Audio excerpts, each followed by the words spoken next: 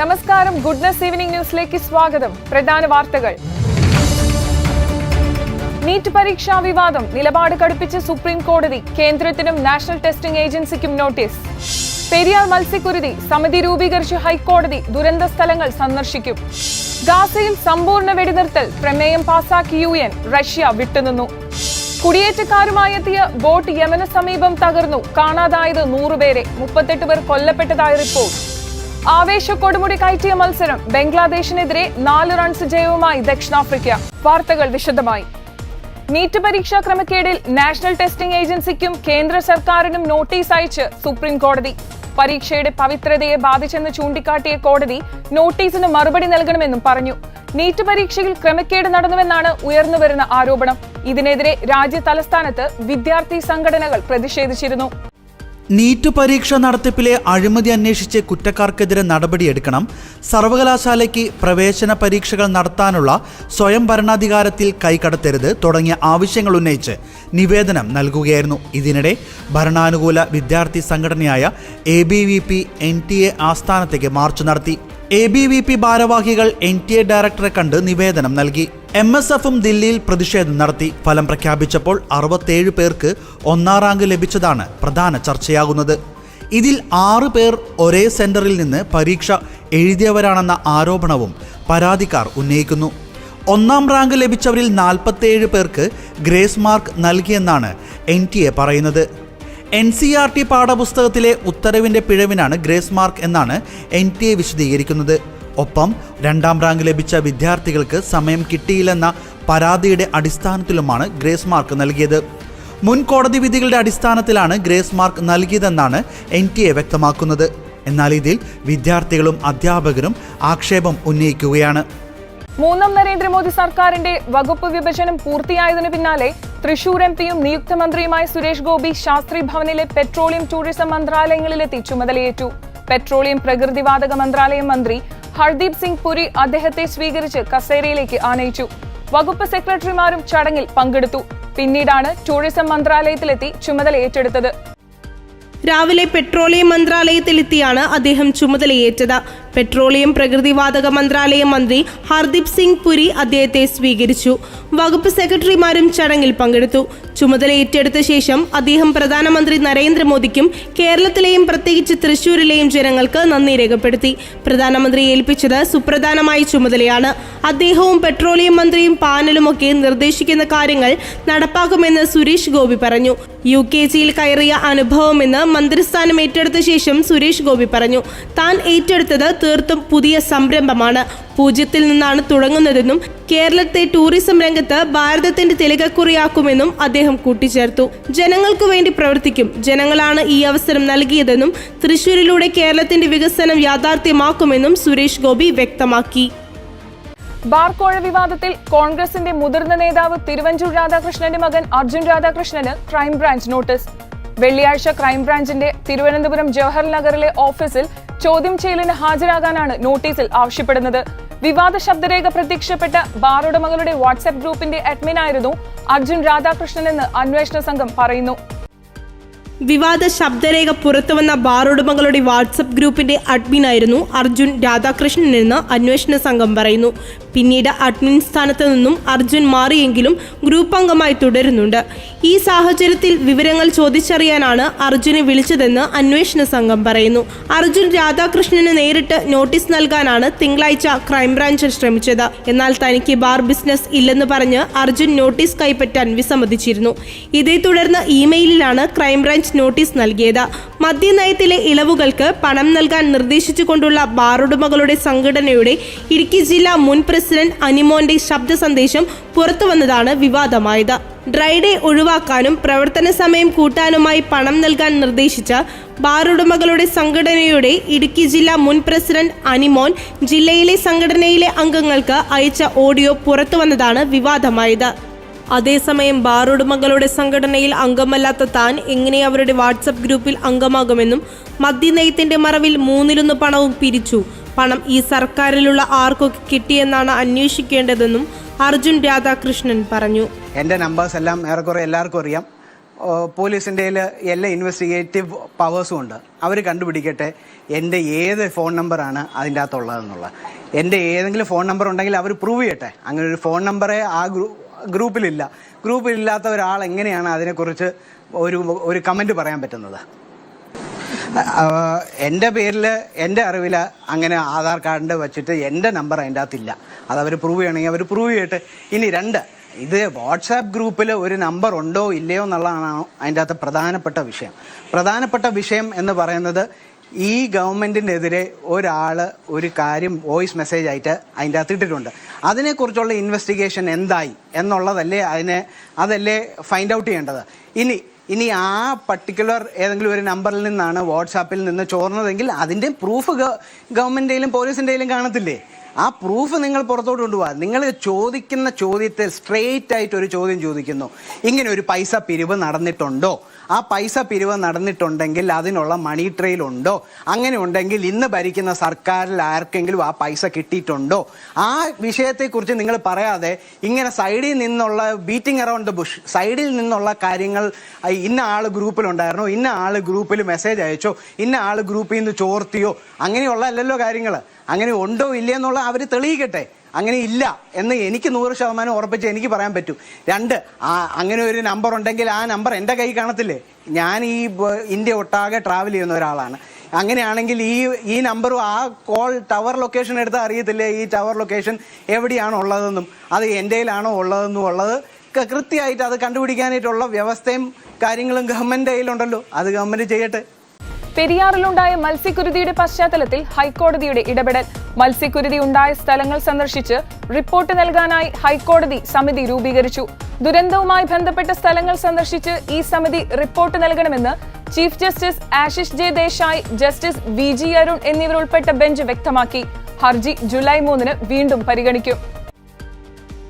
സംസ്ഥാന പരിസ്ഥിതി സെക്രട്ടറി, കേന്ദ്ര സംസ്ഥാന മലിനീകരണ നിയന്ത്രണ ബോർഡ് റീജിയണൽ ഡയറക്ടർമാർ, അമിക്കസ് ക്യൂറി, ഹർജിക്കാരുടെ പ്രതിനിധികൾ എന്നിവരായിരിക്കണം സമിതിയിൽ ഉണ്ടാവേണ്ടതെന്നും കോടതി നിർദ്ദേശിച്ചിട്ടുണ്ട്. പെരിയാറിലേക്ക് വിഷം കലർന്ന അവശിഷ്ടങ്ങൾ തള്ളുന്നത് തടയണമെന്നാവശ്യപ്പെട്ട് KSR മേനോൻ, പെരിയാർ മലിനീകരണ വിരുദ്ധ സമിതി, association of green action force എന്നിവർ നൽകിയ ഹർജികളിലാണ് ഡിവിഷൻ ബെഞ്ചിന്റെ ഇടപെടൽ.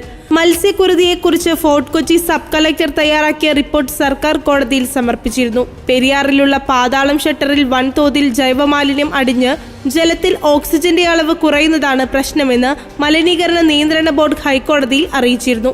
ഇക്കാര്യമാണ് ദുരന്തശേഷം മലിനീകരണ നിയന്ത്രണ ബോർഡ് കണ്ടെത്തിയതും. അതേസമയം കുഫോസ് ആവട്ടെ വെള്ളത്തിൽ രാസമാലിന്യങ്ങളുടെ സാന്നിധ്യവും കണ്ടെത്തി. ഇതോടെ ഈ കാര്യങ്ങളിൽ വിശദമായ അന്വേഷണം വേണമെന്നാണ് സബ് കളക്ടർ തന്റെ റിപ്പോർട്ടിൽ നിർദ്ദേശിച്ചിരിക്കുന്നത്. 3ാം മോദി സർക്കാരിന്റെ വകുപ്പ് വിഭജനം സംബന്ധിച്ച് തീരുമാനങ്ങളായി. മന്ത്രിസഭയിലെ പ്രധാനികളായ അമിത് ഷാ, രാജ്നാഥ് സിംഗ്, നിതിൻ ഗഡ്കരി എന്നിവർ തങ്ങൾ നേരത്തെ കൈകാര്യം ചെയ്തിരുന്ന വകുപ്പുകൾ തന്നെ കൈകാര്യം ചെയ്യും. അമിത് ഷാ ആഭ്യന്തര വകുപ്പും, രാജ്നാഥ് സിംഗ് പ്രതിരോധ മന്ത്രാലയത്തെയും, നിതിൻ ഗഡ്കരി കേന്ദ്ര ഉപരിതല മന്ത്രാലയത്തെയും നയിക്കും. S ജയശങ്കർ കേന്ദ്ര വിദേശകാര്യ മന്ത്രിയായി തുടരും. ഉപരിതല ഗതാഗത വകുപ്പിൽ ഹർഷ് മൽഹോത്ര, അജയ് ടംത എന്നിവർ സഹമന്ത്രിയായി ചുമതലയേൽക്കും. നിർമ്മല സീതാരാമന് ഇത്തവണയും ധനകാര്യ വകുപ്പ് ലഭിച്ചു. അശ്വിനി വൈഷ്ണവും പഴയ വകുപ്പായ റെയിൽവേയിൽ തന്നെ തുടരും. ഇതിനു പുറമെ ഇൻഫോർമേഷൻ ബ്രോഡ്കാസ്റ്റിംഗ് വകുപ്പിന്റെ ചുമതലയുമുണ്ട്. BJP ദേശീയ അധ്യക്ഷൻ JP നദ്ദയാണ് ആരോഗ്യ വകുപ്പ് മന്ത്രി. പെട്രോളിയം, നാച്ചുറൽ ഗ്യാസ്, ടൂറിസം സഹമന്ത്രി സ്ഥാനമാണ് സുരേഷ് ഗോപിക്ക് നൽകിയിരിക്കുന്നത്. ശ്രീപദ് നായിക്കാണ് ഊർജ മന്ത്രാലയം സഹമന്ത്രി. BJPയിൽ നിന്നുള്ള തോക്കൻ സാം സാഹുവാണ് നഗരവികസന സഹമന്ത്രി. ശോഭ കരന്തലജെ ചെറുകിട ഇടത്തരം വ്യവസായ മന്ത്രാലയങ്ങളുടെ ചുമതല വഹിക്കുന്ന സഹമന്ത്രിയാവും. ന്യൂനപക്ഷക്ഷേമ സഹമന്ത്രി സ്ഥാനം റവനീത് ബിട്ടുവിനാണ്. സുപ്രധാന വകുപ്പുകളെല്ലാം കൈവശം വയ്ക്കാനായത് BJPയെ സംബന്ധിച്ച് ആശ്വാസമാണ്. മന്ത്രിസഭാ രൂപീകരണവും വകുപ്പ് വിഭജനവുമായിരുന്നു സഖ്യകക്ഷി സർക്കാരിലെ ഒന്നാമത്തെ വെല്ലുവിളി. വലിയ ബഹളങ്ങളില്ലാതെ ഇത് രണ്ടും പൂർത്തിയാക്കിയതോടെ വെല്ലുവിളി അതിജീവിച്ചതിന്റെ ആശ്വാസം BJP ക്യാമ്പിലുണ്ട്.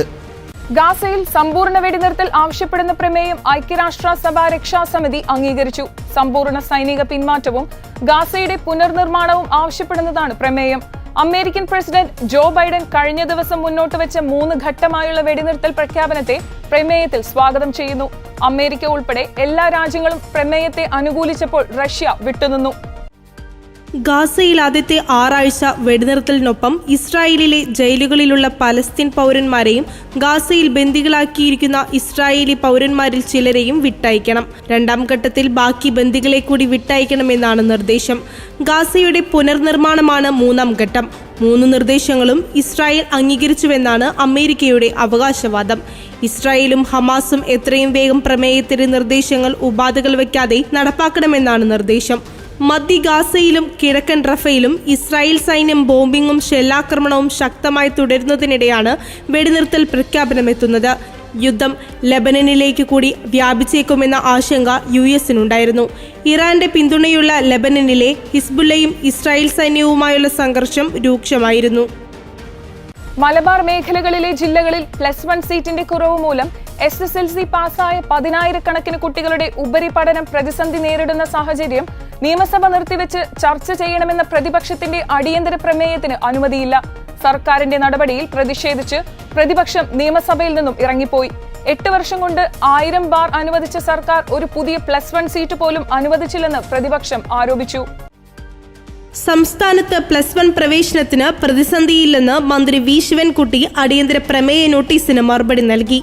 4,33,471 +1 സീറ്റുകൾ സർക്കാർ എയ്ഡഡ് മേഖലയിലുണ്ട്. കോഴിക്കോട് ജില്ലയിൽ 8,248 സീറ്റുകൾ ഇത്തവണ മിച്ചമുണ്ടാകും. പാലക്കാട് 2,266 സീറ്റ് മിച്ചമുണ്ടാകും. മലപ്പുറം ജില്ലയിലാകെ അപേക്ഷ 74,740. മലപ്പുറത്ത് ആവശ്യത്തിന് +1 സീറ്റുകൾ ലഭ്യമാണെന്നും മന്ത്രി പറഞ്ഞു. എന്നാൽ അൺഎയ്ഡഡ് സീറ്റുകളും VHSC പോളിടെക്നിക് സീറ്റുകളും അടക്കം ചേർത്താണ് സീറ്റുണ്ടെന്ന വാദം മന്ത്രി ഉയർത്തുന്നതെന്ന് അടിയന്തര പ്രമേയ നോട്ടീസ് കൊണ്ടുവന്ന N ഷംസുദ്ദീൻ MLA ആരോപിച്ചു. മലപ്പുറത്ത് 80,250 സീറ്റുകളുണ്ടെന്ന് വിദ്യാഭ്യാസ മന്ത്രി പറഞ്ഞത് കള്ളമാണ്. മന്ത്രി പറഞ്ഞ കണക്ക് ശരിയല്ല. ഫുൾ A+ കിട്ടിയ കുട്ടികൾക്ക് പോലും ആദ്യ അലോട്ട്മെന്റിൽ സീറ്റ് കിട്ടിയില്ല. തുടക്കം മുതൽ മലബാറിൽ സീറ്റ് കുറച്ച് അനുവദിച്ചു. കഴിഞ്ഞ 8 വർഷം ഒറ്റ പുതിയ +1 ബാച്ച് പോലും മലബാറിൽ അനുവദിച്ചില്ല. 8 വർഷം കൊണ്ട് 1000 ബാർ അനുവദിച്ച സർക്കാർ ഒരു പുതിയ +1 സീറ്റ് പോലും അനുവദിച്ചില്ല. താൽക്കാലിക ബാച്ചല്ല പരിഹാരം, സ്ഥിരം ബാച്ച് നൽകണം. സർക്കാരിന്റെ ആദ്യ പരിഗണനയിൽ പോലും വിദ്യാഭ്യാസ മേഖല ഇല്ലെന്ന് പ്രതിപക്ഷ നേതാവ് VD സതീശൻ കുറ്റപ്പെടുത്തി. മലബാർ ഒഴികെയുള്ള ജില്ലകളിൽ ആദ്യ അലോട്ട്മെന്റിന് ശേഷം 5000 സീറ്റുകൾ ഒഴിഞ്ഞുകിടക്കുന്നുണ്ട്. ഒഴിവുള്ള ജില്ലകളിൽ വീണ്ടും സീറ്റ് കൂട്ടി. പൊതുവിദ്യാലയങ്ങളിലേക്ക് വരുന്ന കുട്ടികളുടെ എണ്ണം കുറയുന്നു. കുട്ടികൾ വരാത്തത് ഗുണമേന്മ കുറഞ്ഞത് കൊണ്ടാണ്. ഇതൊന്നും ചർച്ച ചെയ്തില്ലെങ്കിൽ പിന്നെ എന്ത് വിഷയം ചർച്ച ചെയ്യുമെന്ന് പ്രതിപക്ഷ നേതാവ് ചോദിച്ചു. യമൻ തീരത്തോട് ചേർന്ന് ബോട്ട് തകർന്ന് 38ഓളം പേർ കൊല്ലപ്പെട്ടതായി റിപ്പോർട്ട്. വടക്കുകിഴക്കേ ആഫ്രിക്കയിലെ ഉപദ്വീപായ ഹോൺ ഓഫ് ആഫ്രിക്കയിൽ നിന്നുള്ളവരാണ് കൊല്ലപ്പെട്ടതെന്നാണ് അന്തർദേശീയ മാധ്യമങ്ങൾ റിപ്പോർട്ട് ചെയ്യുന്നത്. 25ഓളം പേരുമായി എത്തിയ ബോട്ടാണ് ശക്തമായ കാറ്റിൽ തകർന്നതെന്നാണ് അപകടത്തിൽ നിന്ന് രക്ഷപ്പെട്ടവർ വിശദമാക്കുന്നത്. ബോട്ടിലുണ്ടായിരുന്ന 100ഓളം പേരെ ഇനിയും കണ്ടെത്താനായിട്ടില്ല. ഇവർക്കായുള്ള തെരച്ചിൽ ഊർജിതമാക്കിയിട്ടുണ്ട്.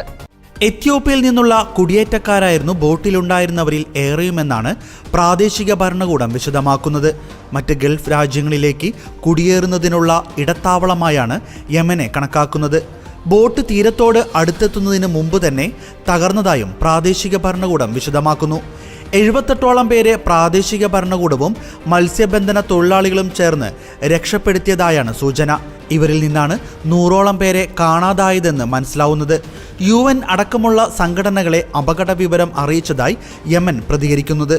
യമനിലെ യുദ്ധ സമാന സാഹചര്യത്തിലും ചെങ്കടലിൽ ഹൂത്തി ആക്രമണങ്ങളും നടക്കുന്നതിനിടയിലും അഭയാർത്ഥി പലായനം കൂടുകയാണെന്നാണ് UN നിരീക്ഷിക്കുന്നത്. സമാനമായി ബെലാറസിൽ നിന്നുള്ള പോളണ്ടിലേക്കുള്ള അഭയാർത്ഥികൾ ഒഴുക്ക് തുടരുകയാണ്. പ്രതിദിനം 400ഓളം പേർ അതിർത്തി കടക്കുന്നുവെന്ന് പോളിഷ് സർക്കാർ വിശദമാക്കുന്നത്. അഭയാർത്ഥികളുമായുള്ള ഏറ്റുമുട്ടലിൽ പോളണ്ട് പട്ടാളക്കാരൻ മരിച്ചതിന് പിന്നാലെ പോളണ്ട് കടുത്ത അതൃപ്തി രേഖപ്പെടുത്തിയിട്ടുണ്ട്. ജാതീയ അധിക്ഷേപം ഉൾപ്പെടെ ചൂണ്ടിക്കാട്ടി RLV രാമകൃഷ്ണൻ നൽകിയ കേസിൽ നർത്തകി സത്യഭാമയുടെ മുൻകൂർ ജാമ്യാപേക്ഷ ഹൈക്കോടതി തള്ളി.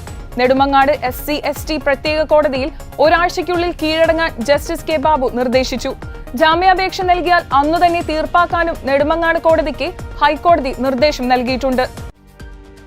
സത്യഭാമയെ കസ്റ്റഡിയിൽ ചോദ്യം ചെയ്യേണ്ട ആവശ്യമില്ലെന്നും ഹർജിക്കാരി സ്ത്രീയാണെന്നും ഒളിവിൽ പോകാൻ സാധ്യതയില്ലെന്നും ചൂണ്ടിക്കാട്ടിയാണ് അന്ന് തന്നെ ജാമ്യാപേക്ഷ തീർക്കാൻ കോടതി നിർദ്ദേശിച്ചത്. കേസിൽ മുൻകൂർ ജാമ്യം തേടി നെടുമങ്ങാട് SC/ST പ്രത്യേക കോടതിയെ സത്യഭാമ സമീപിച്ചെങ്കിലും ഹർജി തള്ളിയിരുന്നു. തുടർന്നാണ് ഹൈക്കോടതിയെ സമീപിച്ചത്.